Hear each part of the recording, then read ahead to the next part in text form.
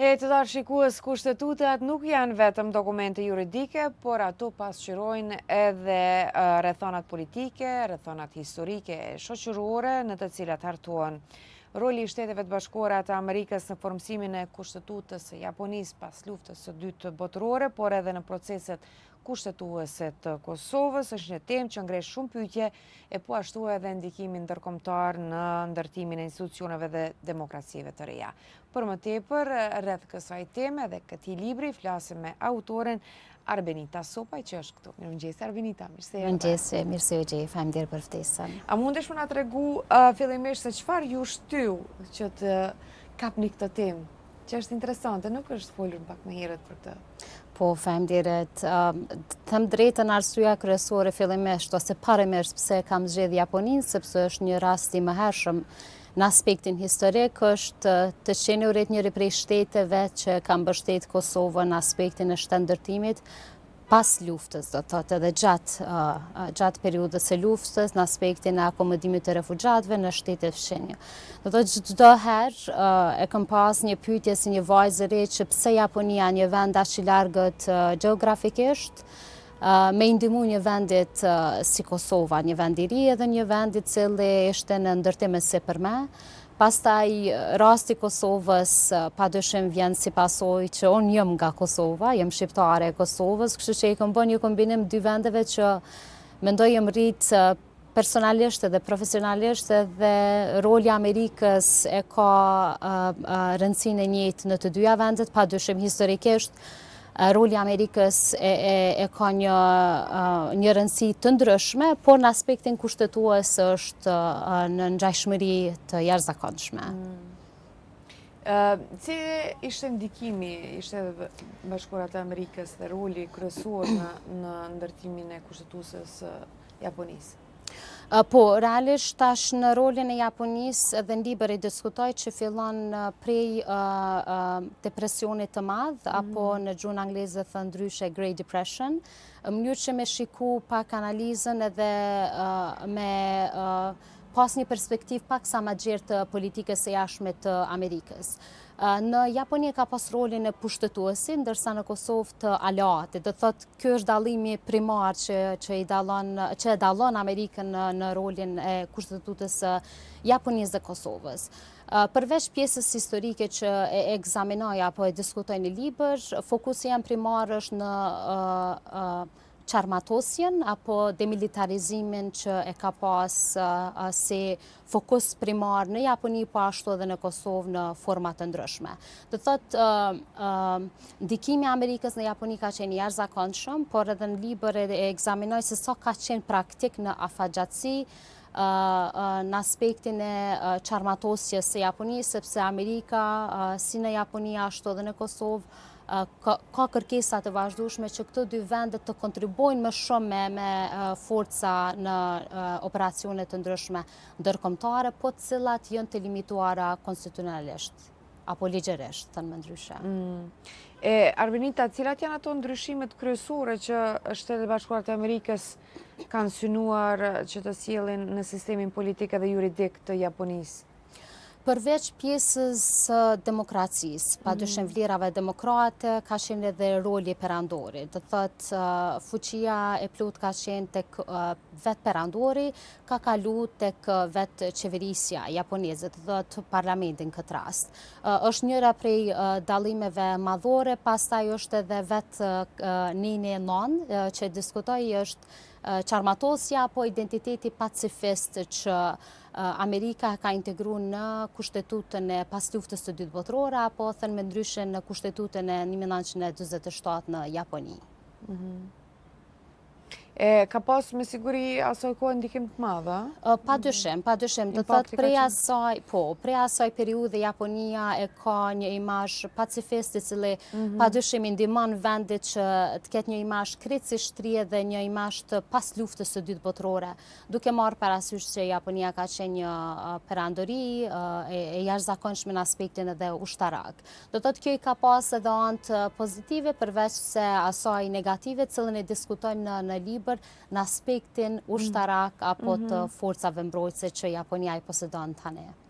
A mund të themi se kushtetuta japoneze është një mas produkt i ndikimit amerikan, apo ndoshta ka pas edhe ndikime kështu nga vendi? Po, unë them drejtën, tash duke jetu edhe në Japoni, kom pas mundësin pak a shumë që ta kuptoj edhe pak të menduarit mënyrë lokale, apo se si mendojnë qytetarët japonez. Kjo diskutohet edhe në libër se pse është aq e vështirë që të amendohet apo ndryshohet në një anë i kushtetutës së Japonisë në aspektin e forcave mbrojtëse apo në aspektin e ushtrisë, është padyshim njëra prej arsyeve që një shumicë e konsiderueshme japoneze e qytetarëve japonez refuzojnë që ndryshohet në një anë, sepse dëshirojnë të qëndrojnë me identitetin pacifist dhe nuk dëshirojnë që të përfshihen në operacionet ushtarake apo në operacionet që Amerika shpesh herë merr pjesë. Do thotë faktorët vendas as atëherë as tash nuk mund ndikojnë në ndryshimin e kushtetutës. Në periudhën e atëhershme do të thotë Japonia padyshim nuk ka pas dëshirë që të ndryshohet kushtetuta, sepse kushtetuta Meiji ka qenë kushtetuta e cila është draftuar nga Japonia dhe njëra prej arsyeve që japonezët apo ligjvënësit në atë kohë gjatë periudhës së draftimit kanë refuzuar që të ndryshohet padyshim sepse kushtetuta Meiji ka qenë ajo që identifikon Japoninë si një shtet, ndërsa draftimi i kushtetutës në vitin 1947 ka qenë pothuajse një draftim apo identitet pothuajse amerikan i përfshirë edhe me ligjvënësit lokal. Interesant. Po. Çfarë dallimesh Arbeni gjeni ndërmjet asaj të Japonisë dhe të Kosovës? Si i sheh?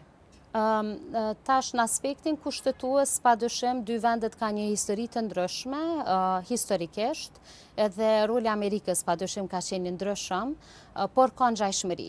Njëra prej ngjashmërive cilën edhe diskutoj në libër është padyshim kjo pjesa e vlerave demokratike, apo të qenurit një shtet demokrat.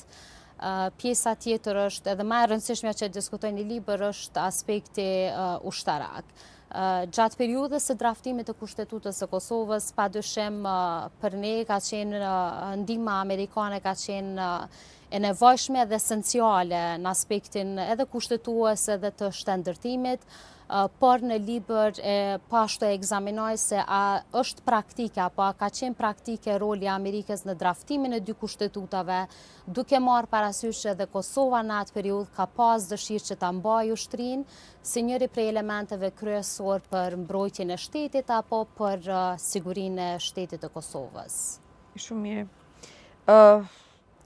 Sa ndikojnë rrethonat ndërkombëtare që të bëhet, do të thotë, hartimi një kushtetutës dhe kusht ndoshta ai kufiri ku duhet pranuhet ndihma ndërkombëtare dhe sovraniteti i një shteti? Po, pyetje shumë e mirë, e cek edhe ti fillimisht shpesh herë kushtetutat janë prodhim i historisë, i historisë së shtetit, padyshim rrethonave politike, padyshim historia mundet me qenë brenda shtetit apo në rajon, por jo shpesh herë me aktor apo fuqi të mëdha siç janë Shtetet e Bashkuara të Amerikës. Unë argumentoj në libër që një kushtetut do të draftohet nga vetë shteti, padyshim me ndihmën e aktorëve ndërkombëtar në një nivel të caktuar, po jo kryesisht të draftohet. Mos harrojmë që kushtetuta e Kosovës dhe ajo e Japonisë, gjuha primare apo gjuha në të cilën janë draftuar këto dy kushtetuta është në gjuhë angleze, dhe me thonë në anglisht janë dy kushtetutat edhe dy kushtetutat fillojnë ne, we the people, që do thotë e sjell një pikpyetje se a është draftu kushtetuta nga qytetarët e këtyre dy vendeve, a është draftu apo e përfaqëson shtetet apo aktorët ndërkombëtar. Padyshim, unë argumentoj në libër që roli i Amerikës ka qenë pozitiv në shumë aspekte, siç e theka edhe në fillim, demokracia, të drejtat e barabarta, mundësia për me qenë të integruar në sistem ndërkombëtar, në aspektin kushtetues e tjerë, por implikimet afatgjate janë në aspektin ushtarak, sepse dy kushtetutat nëse dëshirojnë të ndryshojnë në rastin e Kosovës 926, i cili përfaqëson forcat e sigurisë Kosovës, atëherë ju duhen 2/3 e votave, në Kosovë duke përfshirë dhe minoritetet, që është deri tani ka rezultuar e pamundshme të ndryshohet. Ndërsa Japonia kemi 2/3 në 2 dhomat përfaqësuese të parlamentit dhe një referendum nacional i cili ka rezultuar i pamundur deri më tani. Ndërkohë ka modele apo edhe parime nga kushtetuta japoneze të cilat do të mund të shërbenin për shembull ose direkt ose tërthorazi në Kosovë.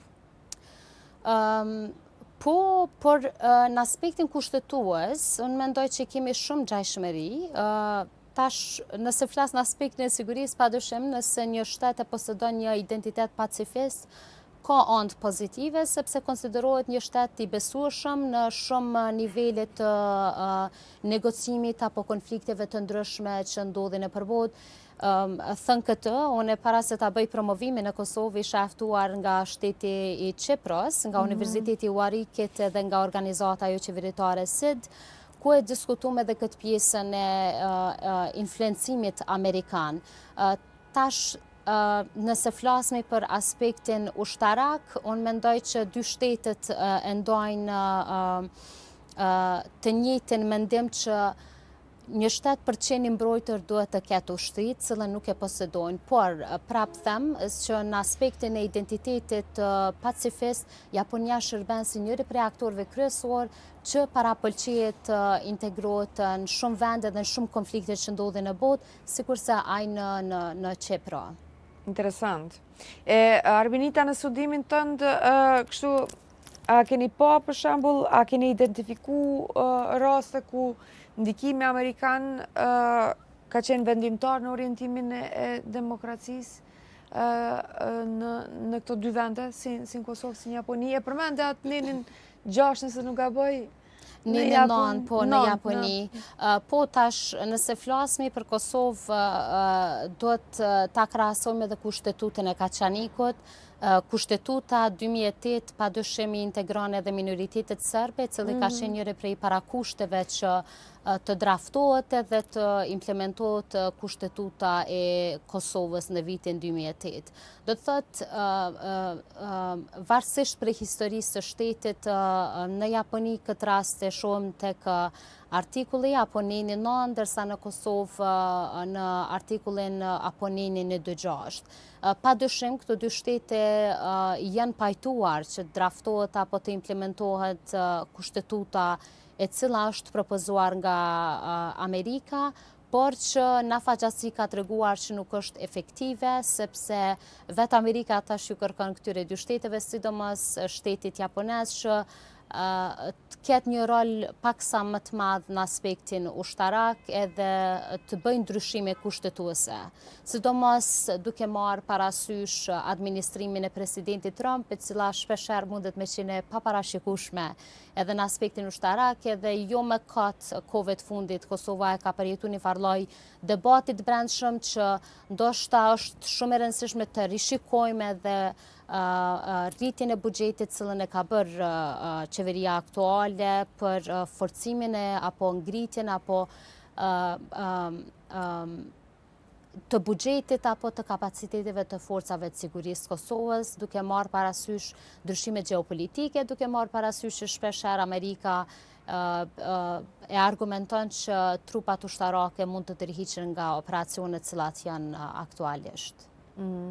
Arbenita, çfarë na mësojnë këto dy vende, si Japonia, si Kosova, për rëndësinë e një kushtetute që ka në përgjithësi në ndërtimin e një shteti demokratik? Po, duke marrë parasysh ndryshimet gjeopolitike, siç e thash edhe më herët, edhe nevojën për rolin e aktorëve ndërkombëtar, sidomos të Shteteve të Bashkuara të Amerikës, këto dy shtete na mësojnë që një kushtetutë do të draftohet nga vetë shteti, padyshim me ndihmën e aktorëve ndërkombëtar, po jo në nivel të jashtëzakonshëm siç e ka pas edhe Amerika.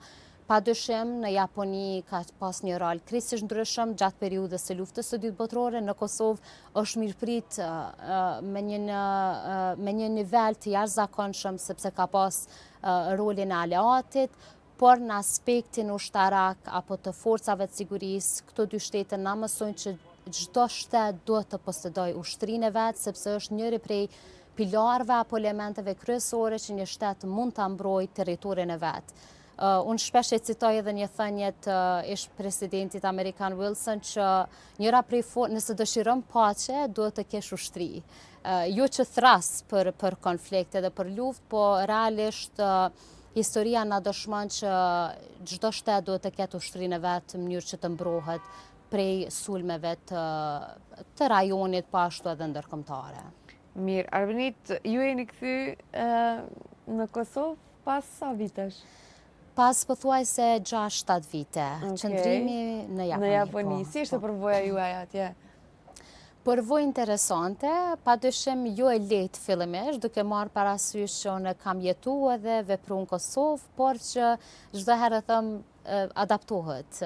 Çdo person që vazhdon studimet apo punën në Japoni, një vend interesant, një kulturë shumë e veçantë prej vendeve tjera, qoftë ato evropiane apo Shtetet Bashkuara të Amerikës, por edhe kënaqësi me jetu në Japoni, me mësu prej kulturës japoneze dhe me marrë ato anë pozitive që i posedon kultura japoneze. E di, është sfiduese, do të thotë për secilin person që largohet nga Kosova, këtë varet çfarë qëllimi ka dhe në përgjithësi, po thonë kur ti kalon të gjitha stinët në një vend, pastaj fillon e adaptohesh. Ne mendojmë që s'ka sfida në Japoni, mendojmë që gjithçka është e rregulluar mirë, gjithçka shkon bare mirë, gjithçka është e planifikuar. A është kjo vërtet? Po, është plotësisht e vërtetë, edhe kjo ka qenë njëra prej sfidave fillestare për mu, që profesionalizmi apo etika e punës që Japonia apo japoneste kanë është e jashtëzakonshme, që shpeshherë i vë dhe pikpyetje se pse deri në këtë nivel, po është një kulturë apo shoqëri e cila është e fokusuar në detajet. Dhe thotë është një vend që me të vërtetë është paksa e çuditshme me gjetën këtë kohën e globalizmit, padyshim edhe teknologjisë, po është një vend që kushton rëndësi detajeve të çfarë do lloj pune që ata e bëjnë, që shpesh herë bën edhe të vështirë për personat që vinë nga shtetet sikur Kosova apo Evropa, sepse unë mendoj ne jemi paksa relativisht më të relaksuar këtë aspektin e detajeve dhe integritetit punës, por Japonia padyshim ka shumë sfida. Pastaj është kjo pjesa edhe kulturore, respekti, mënyra se si e përshëndetjen njëri tjetrin, të qenurit në punë me kohë, shumë faktorë. A i ke mësu të gjitha? Po, mendoj që i kam mësu, e cila po mësil pak vështirësi në reintegrimin në Kosovë, por mirë. Mos ndrysho, ndryshona neve. Po mundona. Është ma mirë. Realisht edhe kultura e Kosovës i ka ato anë pozitive, po nina më relaksune në aspektin e punës edhe fleksibilitetit. Jo aq strikta? Jo aq strikt, është një, si me thonë, një kaos i lezetshëm Kosovë. Kaos i kontrollum. I kontrollum, po. Kështu që është një balancë i mirë mes Japonisë dhe Kosovë. Kështu që po e shijoj këtë procesin e reintegrimit tash në Kosovë. E di, secilin e merr malli për Kosovën edhe personat që kanë lind jashtë. Shonipat e mbesat e mi edhe plot mysafirë që i kemi në studio janë personat që kanë lind, për shembull në Gjermani ose vende të tjera, por mezi presin të kthehen në Kosovë. Sa shpesh ke ardhur në Kosovë gjatë atyre 6 viteve? Po, gjatë studimeve të doktoraturës ka qenë minimum 2 vite. Ka qenë e obligueshme nga familja, po ashtu edhe nga vetja ime. 2 herë në veta? 2 herë në vetë, po, për arsye distancës edhe semestrave apo angazhimeve që i kisha në Japoni, dërsa kur fillova punën një herë vetë, për arsye që puna nuk e lejoj ke me udhëtu më shumë se një herë vetë, edhe padyshim nëse udhëtojmë prej një vendi aq largët për në Kosovë, ke dëshirë më shumë se një javë, më shumë se 2 javë, cilën e limiton pak edhe ky aspekti i punës. Por kam qenë kontakt, kam qenë ndjeni, kam qenë vazhdimisht në telefonata me familjen, me shoqërinë, kështu që edhe pse larg me distancë, padyshim me zemër edhe me mendje gjithmonë në Kosovë. Mirë, pa tjetër tash më je këtu dhe mund të shijosh 100% Kosovën. Faleminderit për kohën, faleminderit për bisedën, suksese me librin. Faleminderit shumë, kënaqësi. Të dashur shikues, është koha e lajmeve, është edicioni orës 8, e shohim bashkë tani.